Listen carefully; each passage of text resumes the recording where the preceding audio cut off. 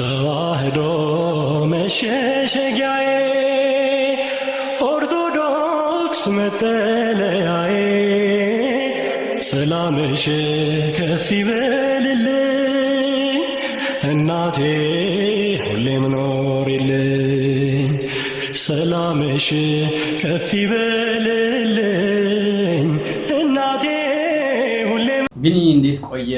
በዛሬ ቆይታችን አንዳንድ ማነሳቸው ጥያቄዎች ይኖራሉ። ጠቅላዩ እኔ ኢየሱስ ነኝ ብለዋል ትላለህ። እስኪ ማስረጃ ብትሰጠንና ስለዚህ ነገር ደግሞ በደንብ ማብራሪያ ብትሰጠን። በስመ አብ ወወልድ ወመንፈስ ቅዱስ አሐዱ አምላክ አሜን።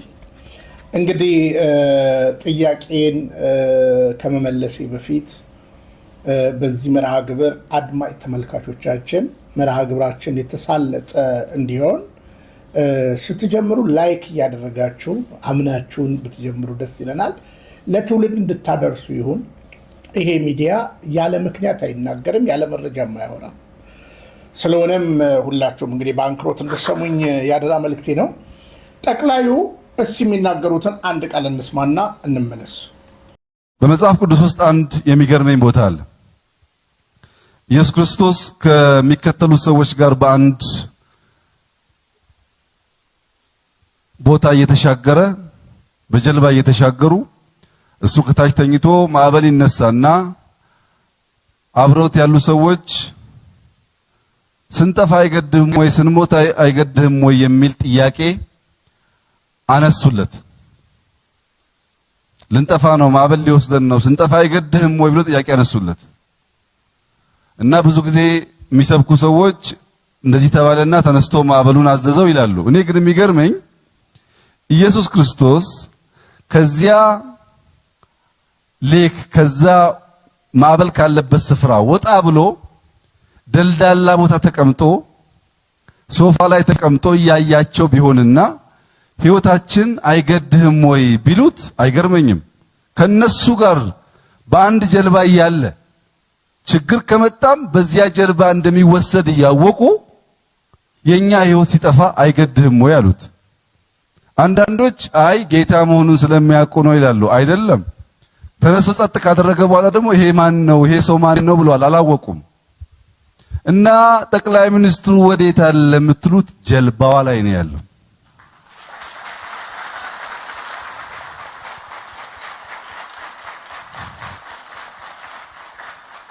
ጠቅላይ ሚኒስትሩ ጀልባዋ ላይ ነው ያለው።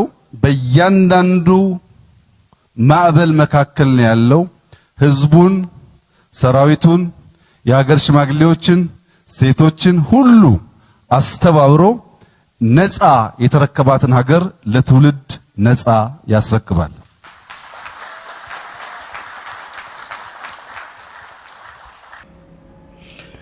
እንግዲህ እንደሰማችሁት ነው። እኔ በጣም የሚያስቀኝ ነገር እንግዲህ አጨብጫቢው ትውልድ ነው የሚያስቀኝ ማለት ነው። ቆም ብሎ የማያስበው አጨብጫቢ ትውልድ።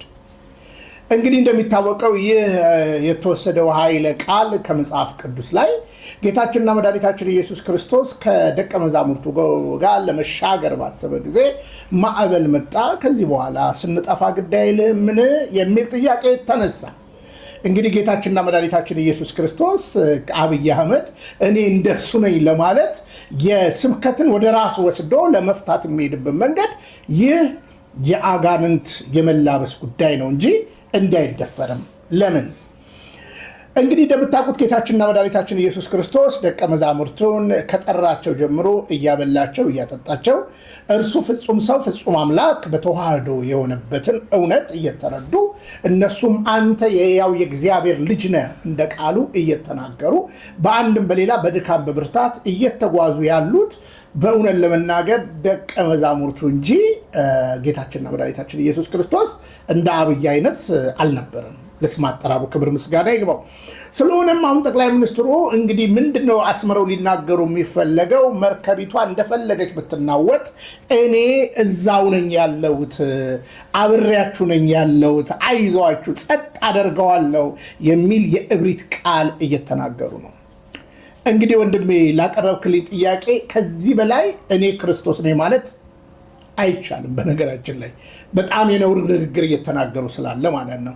ለምን ቢባል አይተህ ከሆነ ነፃ አድርገው እንደተቀበሏት ነፃ አድርጌ ሁሉን ነገር አቀብላችኋለሁ የሚል የእብሪት ቃል ይናገራሉ። በመጀመሪያ ደረጃ ጌታችንና መድኃኒታችን ኢየሱስ ክርስቶስ ካደረገው ጋር የማይነጻጸረው ጠቅላይ ሚኒስትር አብይ እንግዲህ ሰላም በሳቸው ዘመን እንትን ነው። ሰላም ለማየት ሰላምን ለማሽተት ከሰሜን እስከ ደቡብ ከምስራቅ እስከ ምዕራብ ናፍቆት ነው በሳቸው ዘመን። ለጥቂት ጊዜ ዥቡ ዥቡ የሚል ነገር ነበረ። አሁን ግን የሰላም እጦት በሀገራችን ላይ ገኗል። ይህንን ሰላም እንኳን ሊያረጋጉ አልቻሉም። በነገራችን ላይ ጌታችንን በዚህ ያክል ስላቅ ሲያነሱበት መቼም ጴንጤ ደፋር ነው። እሳቸውም እኮ ብለዋል፣ ከዚህ በፊትም ሰምተሃል። አንድ ወይዘሮ እመቤት የምትባል የጥርስ ሐኪም ለእርሶ ከእግዚአብሔር በላይ ኖት ብላ ከንቲባዋ ስትናገር ሁሉ ሰምተናል፣ እውነት ለመናገር ማለት ነው። እና ይሄ ደግሞ ለራሱ ነው የሚያወራው ማለት ነው። ስለዚህ ሰላም አለ ወይ? እውነት ለመናገር አሁን አብይ አህመድ በዚህ 5 ዓመት ይልቁኑ 5 ዓመት ከምናምን እውነት ለመናገር በሀገራችን ላይ ሰላም የሚባል ነገር አለ ወይ? እንደው ከጌታ ዘንዳ እንደው ሰላም አመጥቷል ወይ አብይ አህመድ በዚህ በተበላሸ ሲስተም ውስጥ ማለት ነው። ሰላምን ባልሰጠበት ነገር አይዟችሁ ሰላም አመጣለሁ ብሎ መዋሸት በጣም ችግር ነው። ከዚህ ሰላም እጦት የተነሳ በሀገሪቷ ላይ ረሃብ ነክሷል። በሚገርም ሁኔታ ረሃብ ነክሷል። ያ ብቻ አይደለም፣ የረሃብ መንገሱ ብቻ አይደለም። እንደው ገንዘብ አለኝ ብሎ እንኳን ምግብ ለመብላት የሚያስብ ሰው የዋጋ ግሽበቱ ጣሪያ ስለነካ በእውነት ለመናገር ህዝቡ ምግብ መብላት አልቻለም። ነገር ግን ይሳለቁበታል ህዝቡ ላይ።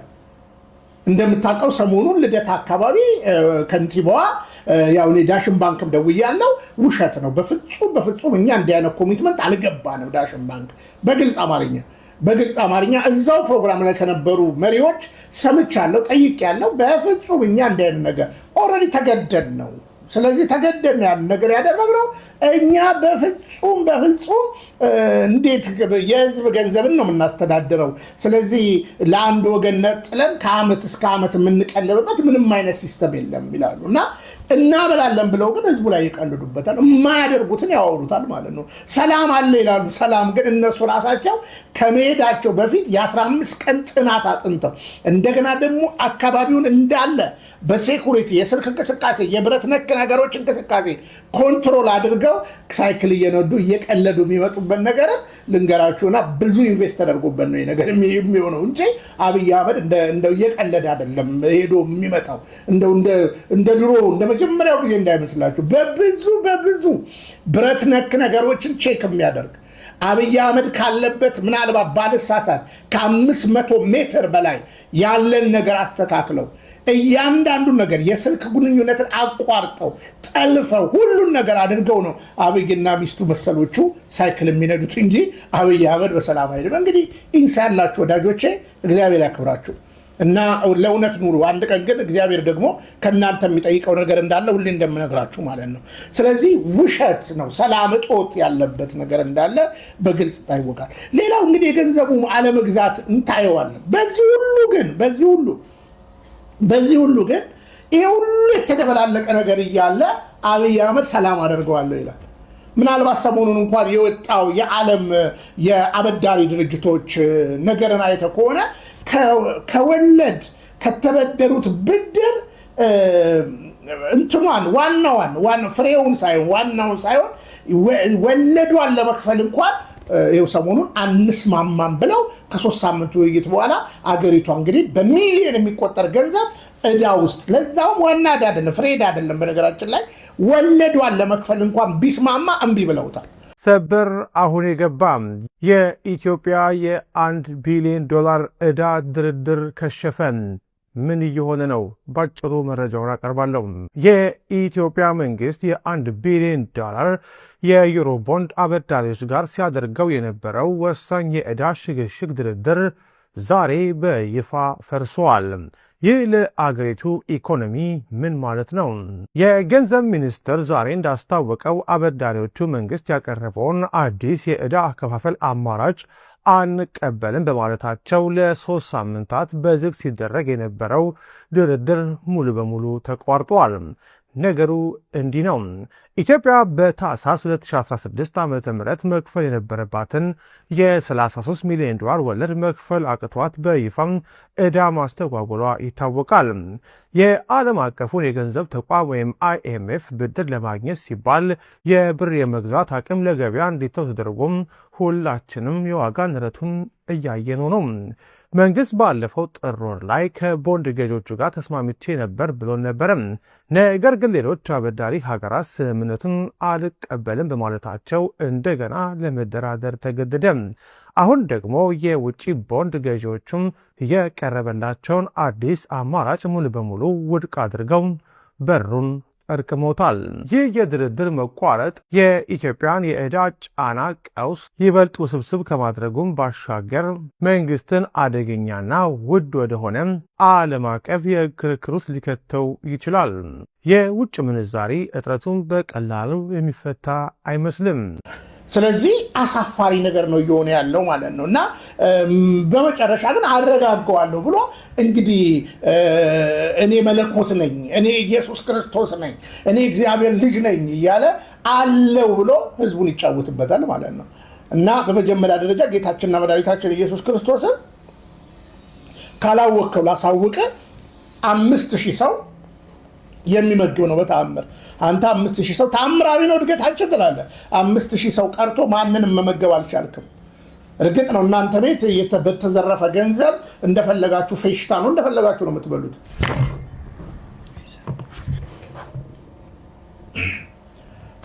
ስለዚህ ምንም አይነት ችግር የለባችሁም እናንተ ቤት። ስለሆነም አስበው እንግዲህ ጌታችንና መድኃኒታችን ኢየሱስ ክርስቶስ ያደረገውን ማዕበሉን ጸጥ ያደረገውን እሱም እኔ ያደርገዋለሁ ብሎ ስላቅ በህዝብ ላይ የሚናገር መሪ ስለሆነ ነው። የደፋር መሪ ስለሆነ ነው። ስለሆነም በእውነት ለመናገር ሰላምን፣ የኑሮ ውድነቱን፣ የገንዘቡን የመግዛት አቅም እንደገና ይህ የነገሰውን ረሃብ አብይ አህመድ ጸጥ ያደርጋል። እየባሰ የሄደን ነገር ጸጥ አደርጋለሁ ብሎ እንግዲህ ሲስተማቲካሊ ህዝቡን ለማዘናጋት የሚያደርገው ነገር ነው። እንደምታውቀው ሰሞኑን ደግሞ ምርጫ አለ። በምርጫውም የተነሳ በጣም እኮ የመሀይም መንግስት መሆኑን እኮ የሚያሳውቀው እንግዲህ የኢጋድ ዋና የሆነው እንግዲህ ከኢትዮጵያን ወክሎ የሄደው ወርቅነህ ገበየሁ የድሮ ኦህዴድ የአብይ አህመድ ሽርክና ካምፓኒ ያለው አሁን ሰሞኑን እንግዲህ ልጁን ለመዳር መጥቶ ነበረ። በማይታሰብ ነገር ድሮ ሄዷል። ይህን ከየት አመጣ የሚልም ጥያቄ የሚፈጠር ሰው የለም። ይሁንና ግን እንግዲህ ወርቅነህ ገበየሁ ኢጋድን ወክሎ ምርጫ ሊታዘብ ወደ አዲስ አበባ መጥቷል። እንደዚህ አይነት ቂልና የቂላቂል ሀሳብ የያዘ ሰው ኢየሱስ ክርስቶስ እንደ ኢየሱስ ክርስቶስ ነው ማለቱ ምንም እንትን አይለኝም። እንዲህ አይነት መሰል ሰዎች ይመጣሉ። እንዳልኩህ እንደዚህ አይነት ሰዎች ደግሞ አጋጥመውኝ የሚያውቃሉ። እርግጠኛ የምናገረው አንድ አየለ የሚባል ልጅ አለ ከአማኑኤል ቤተክርስቲያን የነበረ። አብዬን ንግግሩን ሳይ አየለ ነው ትዝ ያለኝ። አየለ የሚኖረው ራስ ደስታ ሆስፒታል አካባቢ ነው። እና እኔና ፓስተር ደጀኔ አየለ ታሞ ለመጠየቅ ሄደን ነበረ። በሄድን ጊዜ እውነት እልሃለሁ ደጀኔ እስካሁን ከእናንተ ጋር ስኖር አታቁኝም፣ ብንያም እስከዛሬ ከእናንተ ጋር ስኖር አታቁኝም አለ። እንዴ ምንድን ነው አየለ ስንለው እኔ ኢየሱስ ነኝ አለ። እኔ ኢየሱስ ነኝ። ይኸው እግዚአብሔር ፊት ሆኜ ነው የምናገረው። የገንዳ ላይ ያለ የውሻ ሰገራ ሲበላ አገኘ ነው አየለ። የገንዳ ላይ ያለ የውሻ ሰገራ ሲበላ አየ ነው። መጨረሻ ላይ ሞት አየለ።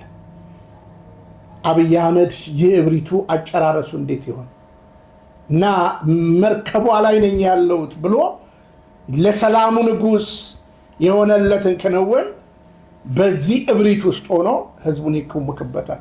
ይሄ አጨብጫቢ ትውልድ ደግሞ ካድሬ እንዳልኩ ነው። በሚሊዮን ገንዘብ የተቀበለ ህዝብ ስለሆነ ደንታም የለውም ለህዝቡና ያጨበጭባል እንጂ የአብይ አህመድ ንግግር የሚያስለቅስና ወዮ የሚያሰኝ ነው። ስለዚህ ነው በእርግጠኝነት አብይ አህመድ ከቃሉም እንደተረዳው ጸጥ አደርገዋለሁ፣ ሰላም አደርጋለሁ፣ መልሼ ያስረክባለሁ የሚል ነገር ነው ያለው። እንግዲህ የዕዳው ቁልልነትን በዓለም አቀፍ ደረጃ ምን ያህል ነገር እየሄደ እንዳለ ህዝበ ምዕመኑ እንዳለ የሀገሪቷ ህዝብ ያውቃል፣ ይረዳል ብዬ ተስፋ አደርጋለሁ። በዚህ ሁኔታ እንግዲህ የዘቀጠ አሳሰቡን ይዞ ህዝብ ሰላም አድርጌያለሁ የሚለው ነገሩ ያው ለንጽጽር ካቀረብኩት ከቃሉም ራሱም ከተናገረው ቃል እኔ ኢየሱስ ነኝ ያለበት ነገር ለኔ የሚያሳፍረኛል።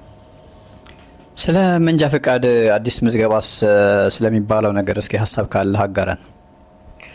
እንግዲህ ሰሞኑን ስለሱም ጉዳይ አንድ ነገር ሰምቻለሁ። ይሄ የመንጃ ፈቃድ ጉዳይ እንግዲህ በሀገር ደረጃ ሲደረግ የነበረውን ነገር ሁሉም ሰው ሊያውቅ ይገባል።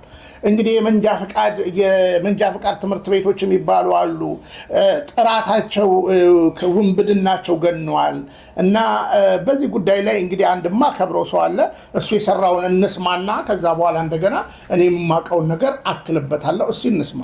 የኢትዮጵያ ሹፌሮች በሙሉ አዲስ ትምህርት ወስደው አዲስ ምዘና ተሰጥቷቸው አዲስ መንጃ ፈቃድ ልሰጣቸው ነው አለ የኢትዮጵያ ትራንስፖርትና ሎጂስቲክ ባለስልጣን።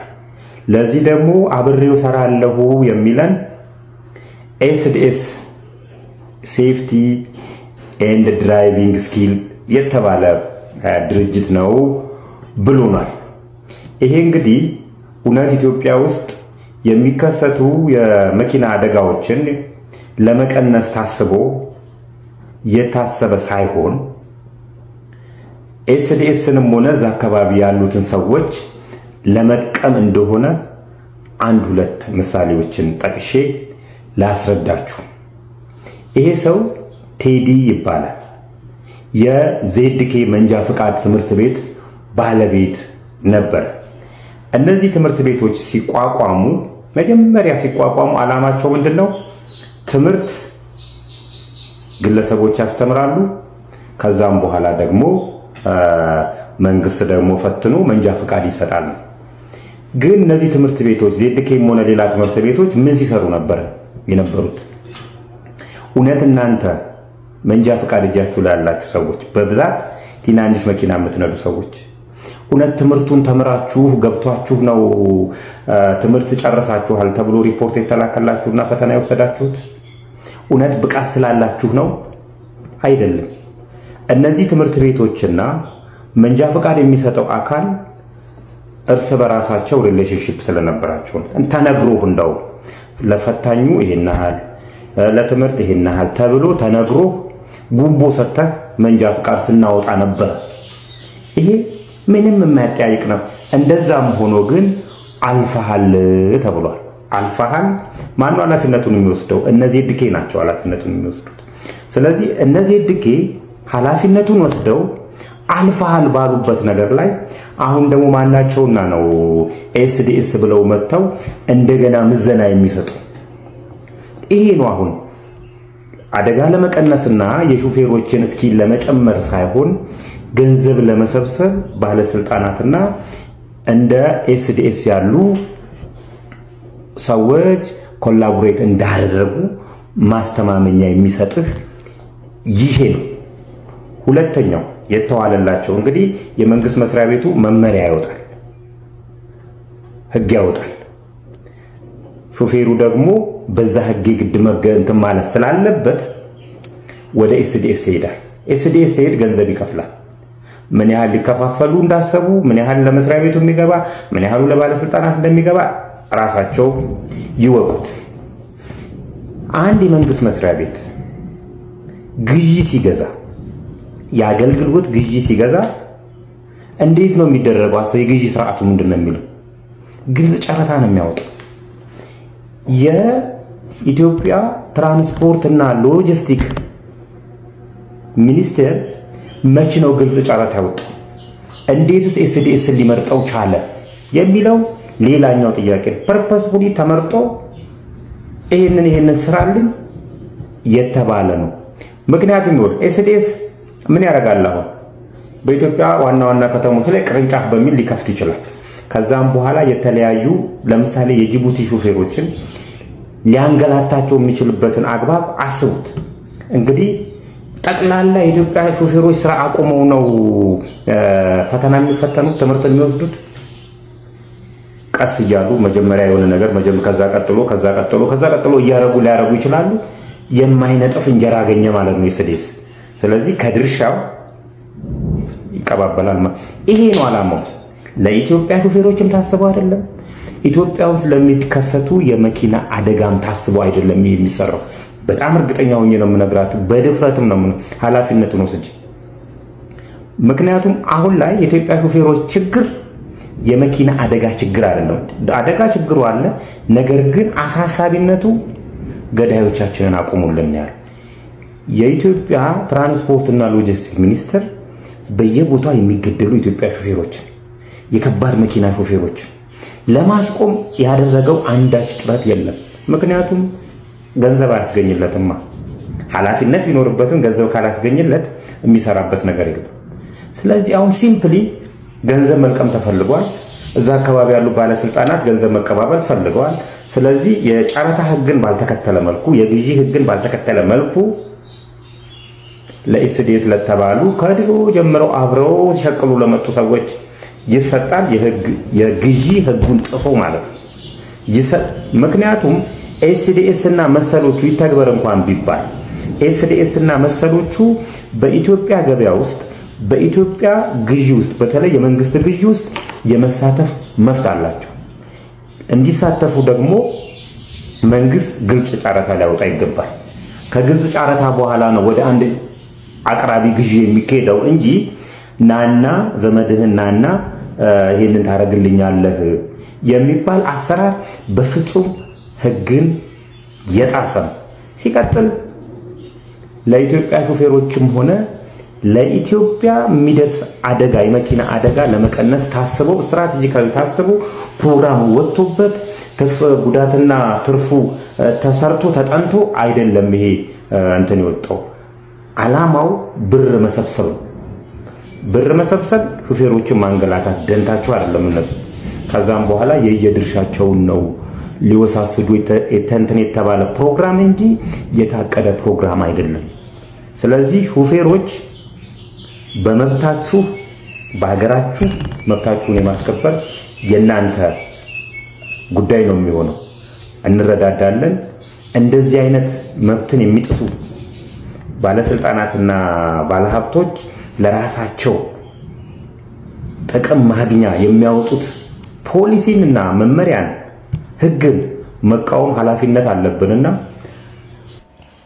እንግዲህ ወንድማችን እንዳቀረበው ሁሉን ነገር እንደተከታተልከው ነው። እንግዲህ መንጃ ፈቃድ ሰው እያንዳንዱ እንግዲህ አስበው፣ በዚህ ጊዜ የትራንስፖርት የኑሮ ውድነት የትራንስፖርት መንጃ ፈቃድ ለማውጣት ያወጣውን ሰውዬ ቆም ብለህ ማሰብ አለብህ።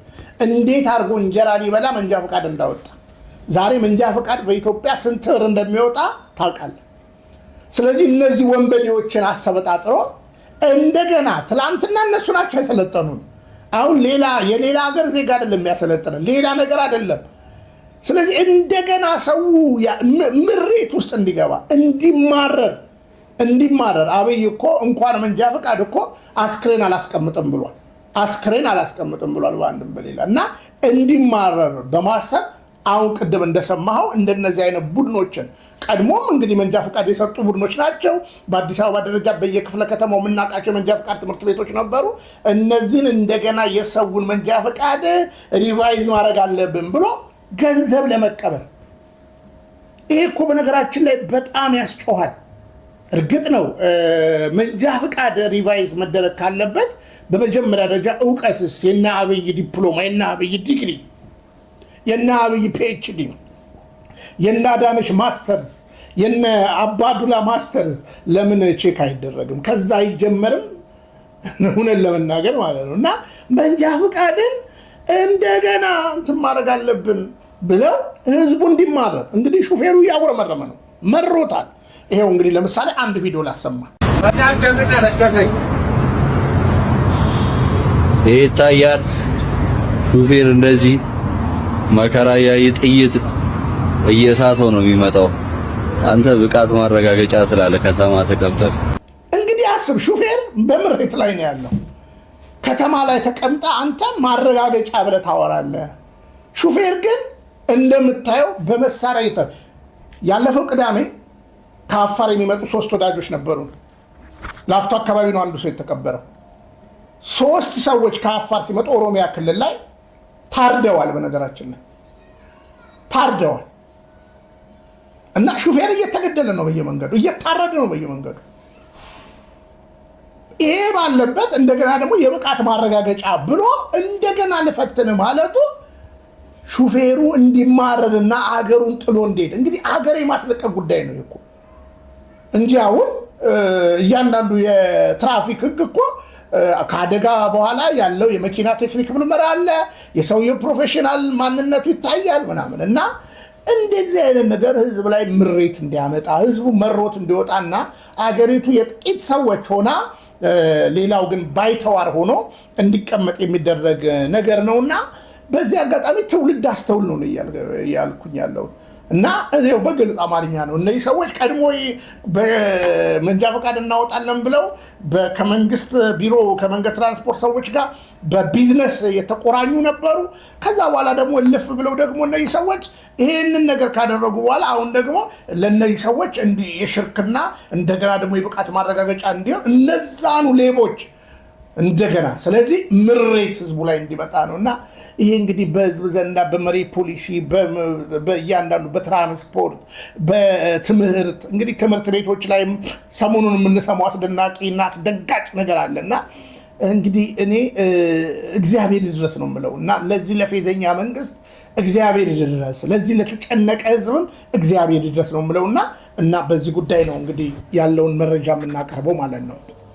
ሌላው የመቃብር ቦታ ለኦሮሞ ተወላጅ ስለመስጠት የሚነሱ ሀሳቦች አሉ።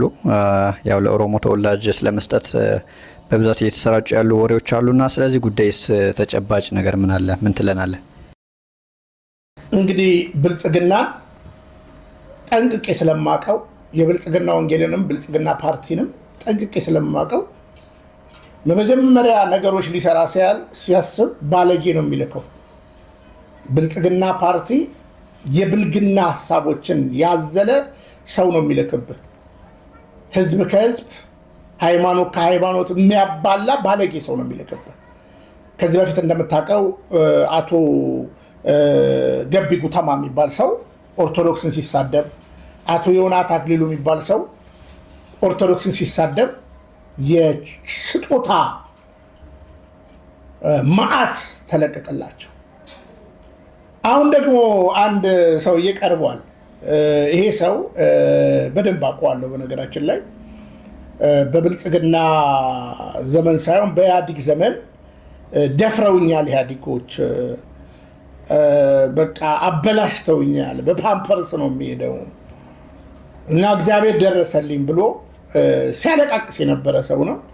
በአንድ ስቱዲዮ ላይ አብረን የምንሰራ ሰዎች ነበር። ስቱዲዮ ስለ እኔም እዛ ስቱዲዮ ሰራ ነበር፣ እሱም እዛ ስቱዲዮ እየሰራ ነበር። ኢንተርቪዎቹንም ሰምቻለሁ፣ በአካልም አናግሮኝ ያውቃል። የደረሰበትን ነገርም አውቃለሁ። እንግዲህ እውነቱን ውሸት አናውቅም። እና አሁን ይህ ሰውዬ እንግዲህ የሀሳቡ ልክ ቆም ብለህ ስታየው 22,000 ካሪ መሬት 22,000 በ11 ክፍለ ከተማ ይሰጠኝ፣ ከዛ በኋላ በ170,000 እቀብራለሁ ሰው እያለ የሚናገረው ንግግር አለ። ይሄ በነገራችን ላይ ያለቀ ነገር ነው እና ያው እንግዲህ ባለጌ ሰው ነው የሚል። ከዛ በኋላ አሁን ይሄ ሰውዬ አይተህ ከሆነ የመቃብር ቦታ ኃላፊ ብለው አሁን ይሾሙታል። ማህበር ሁሉ ተቋቁሟል። ስለዚህ አንድ ሰው ለመቀበር ኢትዮጵያ ውስጥ 170,000 ብር ያስፈልገዋል ማለት ነው። ለመቀበር 170,000 ብር ያስፈልጋል። ከዚህ በኋላ ለመቀበር 170,000 ብር እንደሚያስፈልገ እየነገረክ ነው ብልጽግና። እድር የሚባል ነገር የለም። አይተህ ከሆነ እቁብ የሚባለውን ነገር ለመምታት ብዙ ነገር ተሄዷል። እድር ማህበራዊ ትስስርን የሚያቆራኘው ነገርን እያጠፋ ነው። ስለዚህ እድር የሚባለው ነገር ስላላዋጣው ሊይዘውም ስላልቻለ አሁን በእንደዚህ አይነት መሀይም ባለጌዎች እንዲህ አይነት አደራጃጅቶ የመጣበት ሀሳብ አለ። እስኪ ሰውየውን እንስማው። 170,000 ብር አንድ ሰው ቀብራለሁ። አልገባኝም።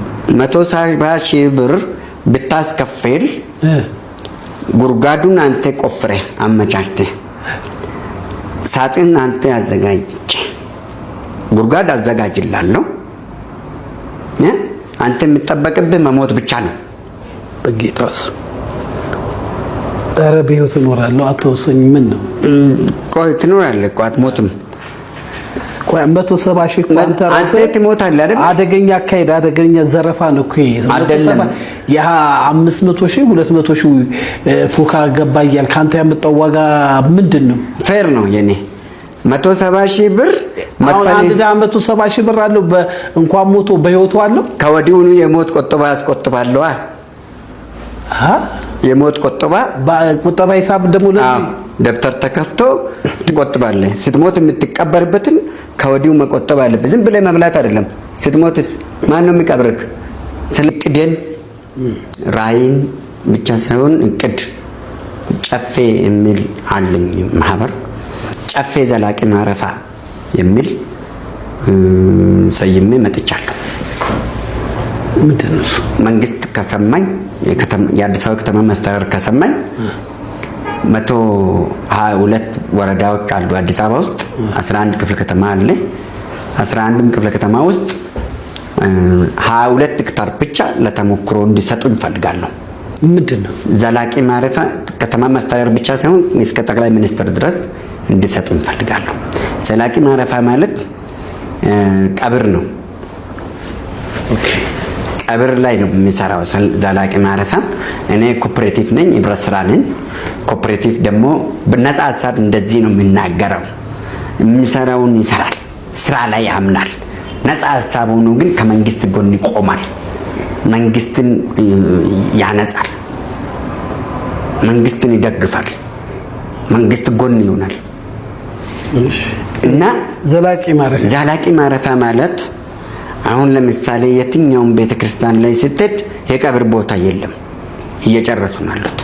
ግማሹ ደግሞ ቢዝነስ አድርጎ መሬት ላይ ስላለቀ ህንጻ ገንብቷል። ወደ ላይ እስከ 5ኛ ፎቅ ድረስ የገነቡት ፉካ ብሎ የገነቡት እስከ 3ኛ ህንጻ ድረስ ቀብር ብቻ ሸንሽኖ ዋሻ አድርጎ የቀበሩታሉ፣ እንትን ያዘጋጁታሉ። ብዙ ቤተክርስቲያኖች ፉካ ተብሎ ይገባል እኮ ቦታው ቦታን ማኔጅ ለማድረግ ነው እኮ በደንብ ለመጠቀም ነው እኮ። መጽሐፍ ቅዱስን አይፈቅድም፣ ቁርአንም አይፈቅድም። ፉካን አትደግፍም?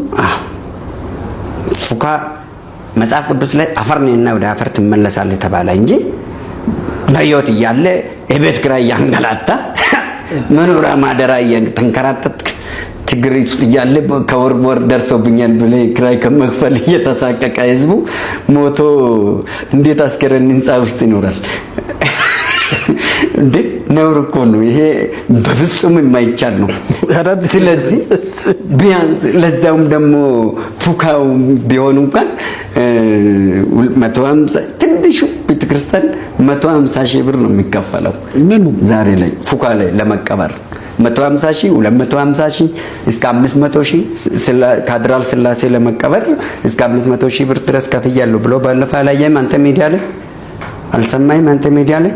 እና ይሄንን አጥንተ የተመጣጠነ ቀብር ቦታ ለማዘጋጀት ለዛውም እኮ 500 ሺህ ብር ከፍለ 250 ሺህ ብር ከፍለ 150 ብር ከፍለ ፍታትና ፉካ ነው የሚሰጥ እንጂ ሌላ ፓኬጅ የለውም።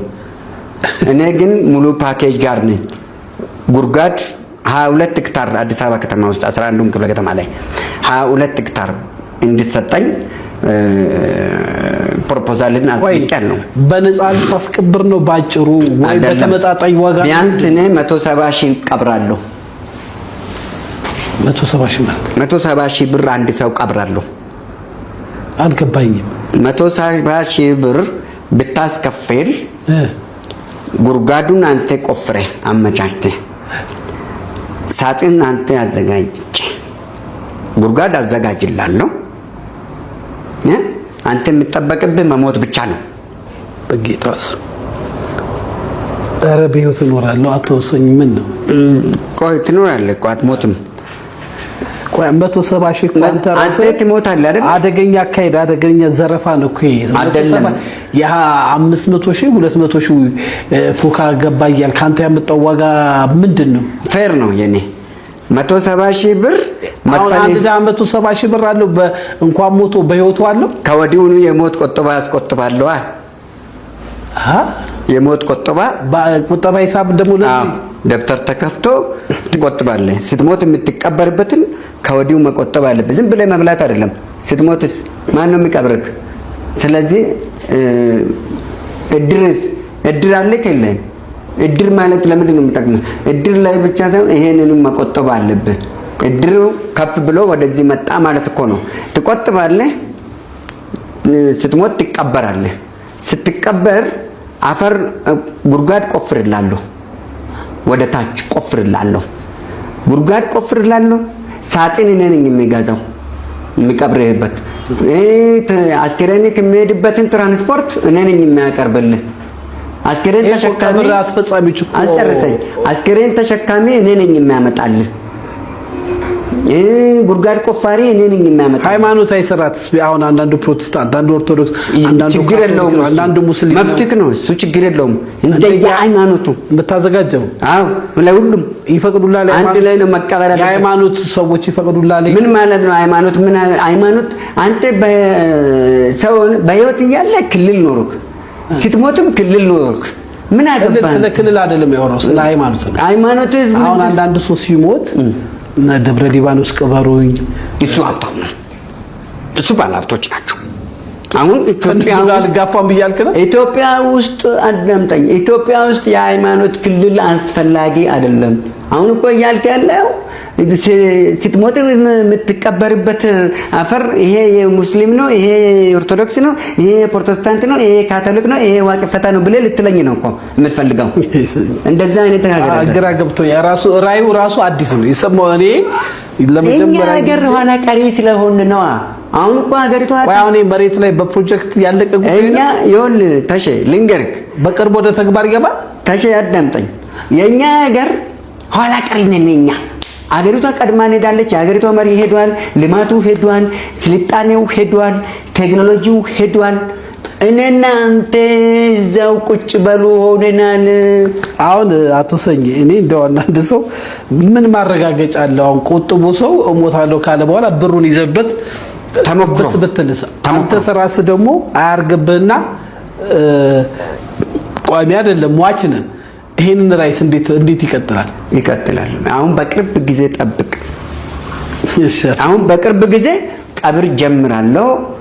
እኔ ባልጀምርም መንግስት ራሱ እንዲጀምር፣ ይሄ ወደ ተግባራ እንዲገባ መንግስትን ራሱ ሳይወድ በግድ ወደዚህ እንዲገባ አንድ ሰው በህይወቱ እያለ ኑሮን ለማሸነፍ ይቆጥብ፣ መኪና ለመግዛት ጥቃቅን ስራዎችን ሰርቶ ለማደግ ይቆጥብ። አሁን ደግሞ መልኩን ቀይረ ሌሎቹ ሿሿ እንደሰሩት ያልተበላበት ይሄንን ሐሳብ አመጣ ብሎ ለሚጠይቁ ሰዎች ምንድነው መልስ? አየህ ይሄ ነው ቢሉ ነው ያልኩ። ችግር ውስጥ እኮ ነው ያላችሁት ሲሉ ነው የምንነጋገረው። አንተ ራስህ ያልከኝ እኮ ነው አሁን ጀመርከኝ አይደለ? አሁን ይኸውልህ ልንገርህ፣ አሁን በፊትም እየቆጠብክ እኮ ነው። እንግዲህ በደንብ ሰምታችሁታል። ይህ ሰው አንተ የሚጠበቅብህ መሞት ብቻ ነው። 170 ሺህ ብር ጉድጓድ አዘጋጅቼ መቃብር ቆፋሪ አዘጋጅቼ መኪና አዘጋጅቼ መሬቱ የኔው ነው እና 170 ሺህ ብር አስከፍላለሁ። ለምን ቢባል መጽሐፍ ቅዱሳዊ ያልሆነ ነገር ኦርቶዶክስ ታደርጋለች። ኦርቶዶክስ ፉካ በ500 ሺህ ብር እያደረገች ነው። ስለዚህ ኦርቶዶክስ የሃይማኖት ተቋማት ከእንግዲህ መብት የላቸውም፣ እድሮች መብት የላቸውም። ሰው የመቅበር መብቱ ጊዜው የኛ የኦሮሞዎች ነው፣ የኛ የባለ አባቶች ነው። ስለዚህ እኔ ቀብራለሁ እና ከአሁኑ ደግሞ የቀብር መዋጮ በህይወት እያለ እንድትቀበር። እንግዲህ አንዳንድ አሜሪካ ሀገር ያለ ነገርንም የሚያስታውሰው ባይደዌ የገንዘቡ መጠን አቻ ነው ባይደዌ ማለት ነው። ካልኩሌት ብታደርገው ማለት ነው። ያ በየጊዜው ከሞት በኋላ የሚከፈል ነው እና አሁን እንግዲህ ብልጽግና ሊያደርገው ስላሰበ ነው ይሄንን መሀይም፣ እውነቴን ነው የምነግርህ መሀይም። አሁን ሌላም ሰው እያለ ሰሞኑን የምንሰራበት የለቀቀው ፈቶ የለቀቀው ይሄ ሰውዬ ሆን ተብሎ ነው ማለት ነው። አሁን እንደሰማኸው በእብሪት ነው የሚያወራው፣ እንደሚያደርገው ነው የሚያምነው። 22,000 ሄክታር ካሬ ያስፈልገኛል እያለ ነው። በየ11ዱም ክፍለ ከተማ ቦታ ፈልጋለሁ እያለ ነው። ቦታውን ከተቀበልኩ በኋላ አፈርነና ወደ አፈር ትመለሳለህ ተብሎ ተጽፏል። ስለዚህ ወደ አፈር ሰው መግባት አለበት፣ እኔ ነኝ ባለቤቱ የሚል የእብሪት ቃል ሲናገር ታያለን። እና በመሰረቱ ስለ መቃብር ቦታ ብዙም አይገባውም ሰውየው ማለት ነው። ችግሩ ምንድነው? አሁን የሞቱትም እንዳያርፉ አሁን ስለዚህ ለዚህ ሰውዬ ምን ያደርግለታል? ብልጽግና ቦታ ይሰጠዋል። የቀደሙ የቀብር ቦታዎችን ይሰጠዋል። ጥረግና እነዚህ አስክሬኖችን አውጣ፣ በአንድ ቦታ ላይ ቅበራቸው። ከዛ አንተ ደልድለ 170 ሺህ ብር እያመጣ እየተቀበልክ ቅበር። ይሄ በነገራችን ላይ በሚሞት ሰው እንኳን በቁም ያለ ሰው በሚሞት ሰው ላይ የመቀለድ እውነት ነው። በሚኖር ሰውማ መኖር አቃተው ህዝቡ። አንዴ በመንጃ ፈቃድ፣ አንዴ በኢኮኖሚ ውድነት፣ አንዴ በሰላም እጦት ከሞተ በኋላ እንኳን ሰው እንዲያስብ 170 ሺህ ብር እንድትከፍል። ይሄ የእነ አዳነች አጀንዳ ነው፣ የእነ ሽመልስ አጀንዳ ነው፣ የእነ አብይ አህመድ አጀንዳ ነው። በነገራችን ላይ የዚህ ሰውዬ ነው ብላችሁ እንዳታስቡ። ለሞኝ ሰው ያሸክሙትና ለቂል ሰው ያሸክሙትና ለተጠቃ ሰው ያሸክሙትና እነዚህ መጥተው ያቀረሹታል። ከዛ በኋላ ተግባራዊ ያደርጉታል። ጨፍ የሚል የራሱ ማህበር አቋቁሟል። ስለዚህ የሚያርፈውም ሰው አያርፍም ማለት ነው። አብይ አህመድ እዚህ ላይ ነው ያለው። ብልጽግና እና አዳነች አቤቤ እዚህ ላይ ነው ያሉት። እንግዲህ አሁን ሰኞ ዕለት ምርጫ አለ ተብሏል። እንግዲህ ምን እንደሚመረጥ እንግዲህ ሰምቻለሁ። ከ547 ወንበሮቹ 501 ወንበሮች ላይ ምርጫ ይከናወናል ተብሏል። ምን አይነት ምርጫ? ታዛቢ ወርቅነህ ገበየሁ ነው። ምን እየተሆነ ነው? ስለዚህ አገር ወዴት እየሄደች እንዳለ ብዙ ህዝብ ደግሞ አላስተዋለም። ስለዚህ አሁን አንድ ሰው ዘመድ የሞተ ከተባለ እድል እንኳን የሚሰጠው 10-15 ሺህ ብር ነው። 170 ሺህ ብር ነው የምትቀበረው። ስለዚህ የቀብር ቦታ እንኳን 170 ሺህ ብር አውጥተህ ነው የምትቀበረው። በነፃ መቀበር የለም ከእንግዲህ። ስለዚህ አገር ለቀህ ውጣ፣ አዲስ አበባ ለቀህ ውጣ የሚል ፕሮፓጋንዳ ነው። ተናግረውታል። እነሱም ቀድሞ መውጣት አለባችሁ ብሎ እና የዚህን እብድ ሰው ንግግር እንደ ቀላል ነገር መውሰድ የለብንም። ስለሆነም እንዳጠቃላይ እንዲህ አይነት ነገሮችን ትውልድ እየሰማ ምን ያስተውል ይሆን የሚለውን ነገር ሁላችንም ማሰብ አለብን።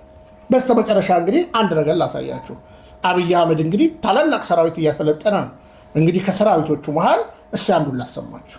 Tokola, Sinde, Tokola, Sinde, Tokola, Sinde, Tokola, Sinde, Tokola, Sinde, Tokola, Sinde, Tokola, Sinde, Tokola, Sinde, Tokola, Sinde, Sinde, Tokola, Abichu, Tokola, Abichu, Tokola, Abichu, Tokola, Abichu, Nimplana, Nimplana, Nimplana, Nimplana, Martibelarina, Martibelarina, Martibelarina, Martibelarina, Nimplana, Aradikena, Aradikena, Aradikena, Aradikena.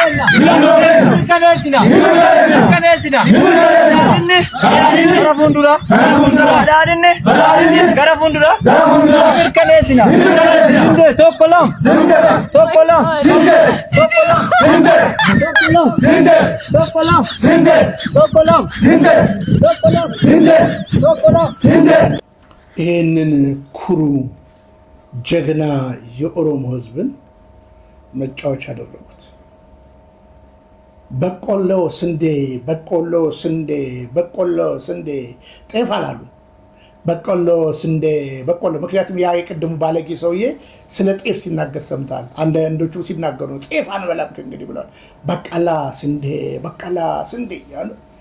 እንዲህ አይነት ለዚህ ጀግና የኦሮሞ ህዝብ ለዚህ እውነተኛ ከህብረተሰቡ ጋር ተጓዶ ከ86ቱም ጋር ከ85ቱም ጋር ለኖረ ለኦሮሞ ህዝብ እንደ አብይ እንደ ሽመልስ እንደ አዳነች አቤቤ ያላገጠበት ህዝብ አለ?